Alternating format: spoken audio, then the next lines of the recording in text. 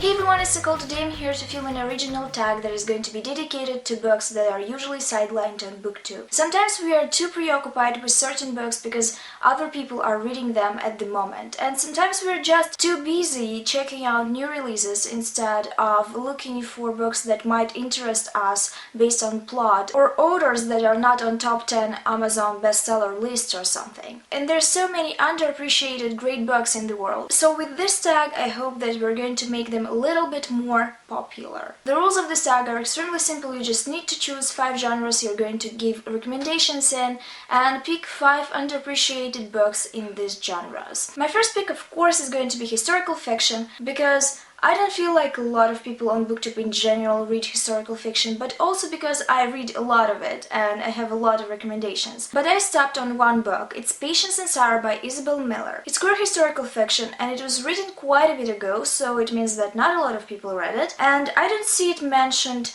much on BookTube. I've seen it on a few channels, but mostly on the channels that actively read queer fiction in general. It's set in New England in 19th century and follows Patience, who's a painter, and Sara, who's a farmer's daughter. They meet and over the time they fall in love, which forces them to make a life-changing decision to move out of their houses and find a place for themselves. But as you might understand, since it's 19th century, they encounter a lot of obstacles in their way. And this book describes in detail their journey since they met, till the moment they decide to risk it and build something for themselves among people that do not accept them. It's an amazing book that is focused on these two characters and their journeys, but also despite being very in-depth with their relationship, it discusses other issues that surround them, such as sexism, such as homophobia, such as classism, mostly because it's a relationship between two women that are a part of different classes. Patience is pretty well off. She lives with her brother and his family in a house that was given to them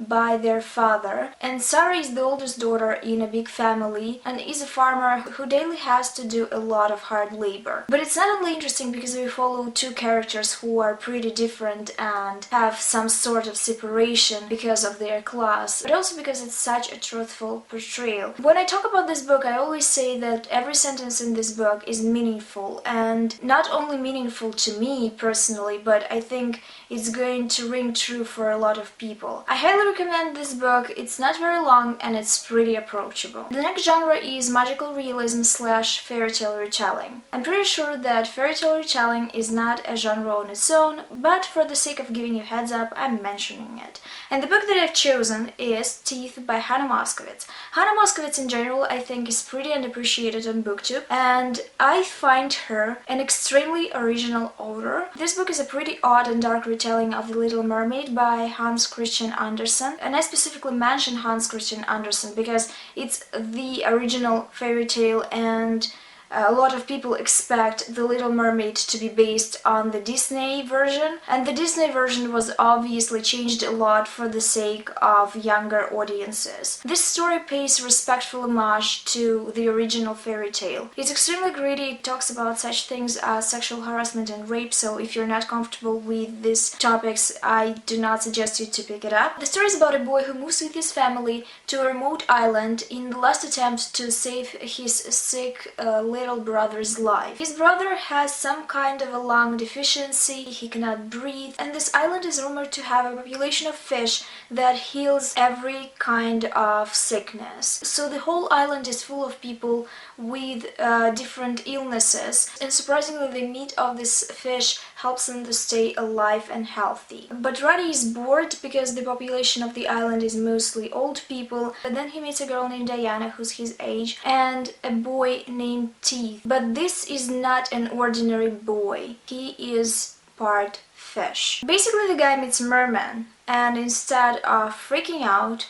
he develops a friendship with him. It's a queer book in all senses. It's not particularly happy. I would say a lot of it is weird, so if you're not ready to suspend your disbelief sometimes and just be engrossed in a weird fairy tale-ish story, I do not suggest you to read it. But if you're looking for a dark fairy tale retelling this is the one. Moving on to graphic novels, the one that I'm going to recommend I never heard about on book 2. It's Heathen by Natasha Alterici, and it's set in the Viking Age and follows a protagonist who's trying to find a mythical creature that is trapped in a mountain. It's a very interesting mythologically wise graphic novel, and I love the way it's constructed. I love the drawing style, it's very in tune with the story, and I just love the North lore in general because I find it fascinating and I didn't spend a lot of time learning it in school. So it's the type of mythology that I'm interested in exploring by myself. So if you're interested in a story that is going to be full of lore, full of goddesses and gods, if you're the type of person that likes those kind of stories,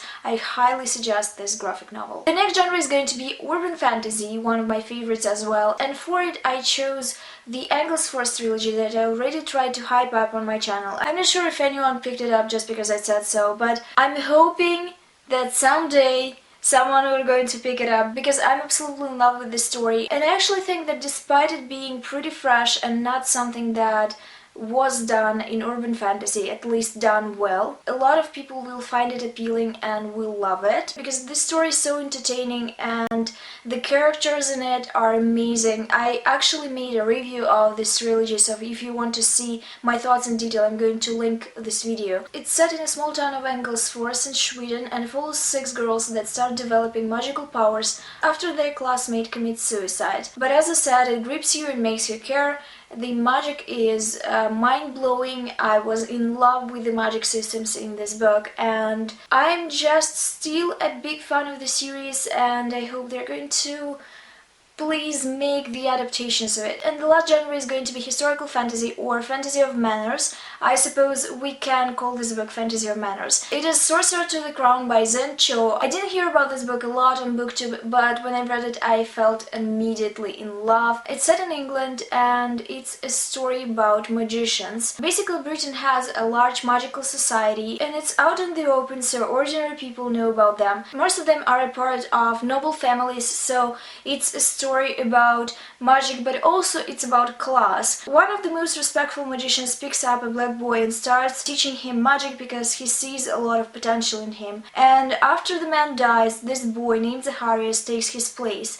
And of course Zacharias meets a lot of obstacles on his path because of his race, but also because he wants to change this society. So not only this novel is entertaining, it also has a lot to say. This novel also doesn't forget about the women.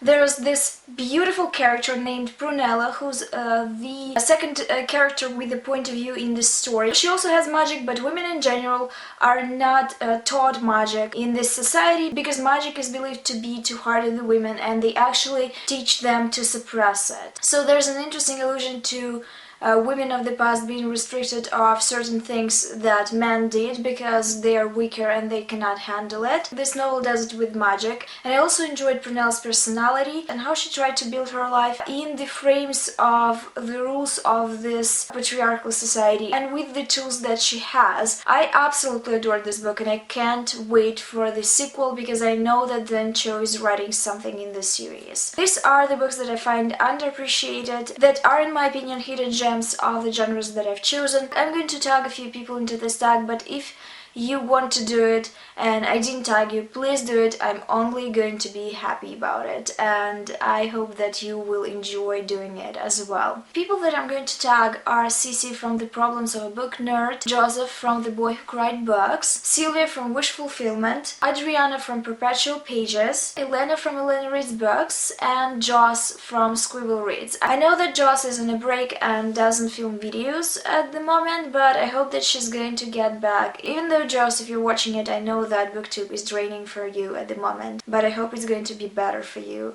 soon. Please check all the people that I tagged because they're amazing and you will enjoy their content for sure.